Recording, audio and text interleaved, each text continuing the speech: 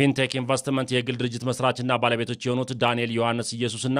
ግርማይ ገብረ ሚካኤል ይደጉ የተባሉ ተጠርጣሪዎች ታዋቂና ተጽዕኖ ፈጣሪዎችን በመጠቀም ከ1200 በላይ ዜጎችን በማጭበርበር የ1.7 ቢሊዮን ብር ጉዳት በማድረሳቸው በ19 አይነት የተለያዩ ወንጀሎች ምርመራ አጣርቶባቸው ለአቃቤ ሕግ በመላክ ክስ መመስረቱን የኢትዮጵያ ፌዴራል ፖሊስ አስታውቋል። መጀመሪያ ክሱ የቀረበው ለአዲስ አበባ ፖሊስ ጠቅላይ መምሪያ ቢሆንም ምርመራው ውስብስብና ከፍተኛ ልምድ የሚጠይቅ ድንበር ተሻጋሪ በመሆኑ በተደራጀ መልኩ መጣራት ስላለበት ጉዳዩን ወደ ኢትዮጵያ ፌዴራል ፖሊስ በማምጣት ምርመራው በስፋት ሲጣራ መቆየቱን ፖሊስ ገልጿል። ተጠርጣሪ ዳንኤል ዮሐንስ ላይ ክስ ተመስርቶበት ማረሚያ ቤት ሆኖ ክሱን እንዲከታተል መደረጉና ተጠርጣሪ ግርማይ ገብረ ሚካኤልን ደግሞ በቁጥጥር ስር ለማዋል ክትትል እያደረገ መሆኑን የገለጸው የኢትዮጵያ ፌዴራል ፖሊስ ግርማይ ገብረ ሚካኤል የተባለው ግለሰብ ከዚህ ቀደም እንደ አውሮፓውያን አቆጣጠር በ2010 የደቡብ አፍሪካ የዓለም እግር ኳስ ሻምፒዮና ወቅት አስካሉ ካን በተባለ ድርጅት ስም ወደ ደቡብ አፍሪካ ሄዳችሁ የዓለም ዋንጫ እንድትመለከቱ አድርጋለሁ በማለት ዜጎችን አጭበርብሮ በሚሊዮኖች የሚቆጠር ገንዘብ ካሰባሰበ በኋላ ተደብቆ ከሀገር በመውጣቱ የኢትዮጵያ ፌዴራል ፖሊስ ከኢንተርፖል ጋር በመተባበር ባደረገው ጠንካራ ክትትል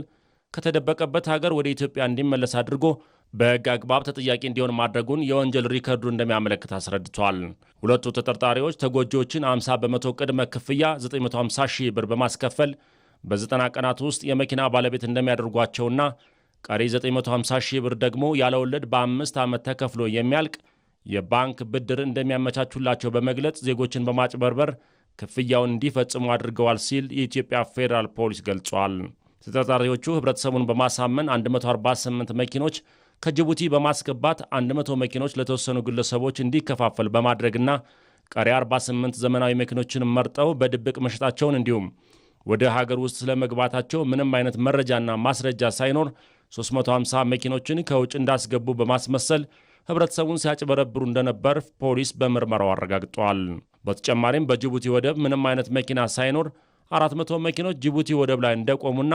ወደ ሀገር ውስጥ ለማስገባት በሂደት ላይ እንዳሉ በማስመሰል ለተጎጂዎች ሐሰተኛ መረጃ መስጠታቸውን ፖሊስ ማረጋገጥ ችሏል። በመስቀል አደባባይ ከተለያዩ ቦታዎች መኪኖችን በትውስታ በማሰባሰብ ህዝብን በሚያሳስት መልኩ ድርጅቱ ከውጭ ሀገር ያስገባቸው መኪኖች እንደሆኑ በማስመሰልና የኤሌክትሪክ መኪና አምራች ከሆነው BYD ከተባለ የቻይና ካምፓኒ ጋር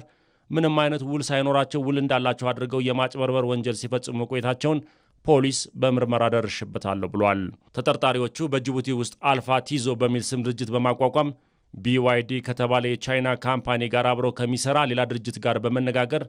10 በመቶ ቅድመ ክፍያ በመክፈል የመጀመሪያዎቹን 148 መኪኖች ወደ ሀገር ውስጥ አስገብተው እንደነበርና ተጨማሪ 188 መኪኖችን በተመሳሳይ 10 በመቶ ቅድመ ክፍያ ለድርጅቱ በመክፈል መኪኖችን ተረክበው ወደ ሀገር ውስጥ ሳያስገቡ ጅቡቲ ላይ እንዲሸጡ መደረጋቸውንና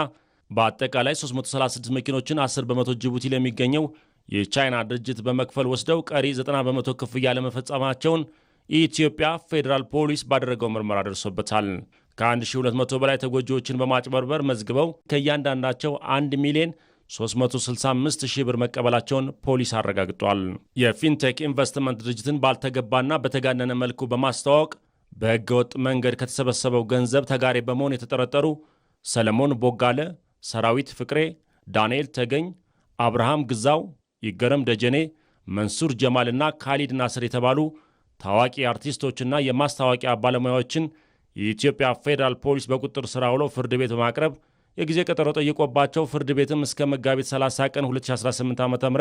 መፍቀዱ ተገልጿል። የኢትዮጵያ ፌዴራል ፖሊስ በማጭበርበርና በሕገወጥ መንገድ የተገኘን ገንዘብ ሕጋዊ አስመስሎ በማቅረብ ወይም መኒ ላውንደሪ እንዲሁም የድንበር ተሻጋሪ ወንጀሎችን ጨምሮ በ19 የወንጀል ጉዳዮች በተጠረጠሩ የፊንቴክ ኢንቨስትመንት ድርጅት መስራቾችና ባለቤቶች እንዲሁም በህብረተሰቡ ዘንድ ያላቸውን ዕውቅናና ተቀባይነት በመጠቀም ሆነ ብለው የተጋነነ ማስታወቂያ በመንገርና በተለያዩ የማህበራዊ ሚዲያ የሐሰት መረጃዎችን ለህብረተሰቡ በማሰራጨት ዜጎችን እንዲጭበረበሩ በማድረግ በህገወጥ መንገድ ከተገኘው ገንዘብ እያንዳንዳቸው አሁን ባለው የገበያ ዋጋ 8 ሚሊዮን ብር የሚያወጣ BYD ሶንግ ፕላስ የመኪና ስጦታ በመቀበል በህገወጥ መንገድ የተገኘን ገንዘብ ህጋዊ አስመስሎ በማቅረብና በዜጎች ላይ ከ1.7 ቢሊዮን ብር በላይ ጉዳት በማድረስ በተጠረጠሩ አርቲስቶችና የማስታወቂያ ባለሙያዎች ላይ የጀመረውን ምርመራ አጠናክሮ እንደሚቀጥል አስታውቋል። ይህ ውስብስብ የወንጀል ጉዳይ በተሳካ ሁኔታ ተጣርቶ ክስ እንዲመሰረት ከፖሊስ ጋር በትብብር ለሰራው የፍትህ ሚኒስቴርና በጉዳዩ ላይ መረጃ ሲሰጥ ለነበረው ህብረተሰብ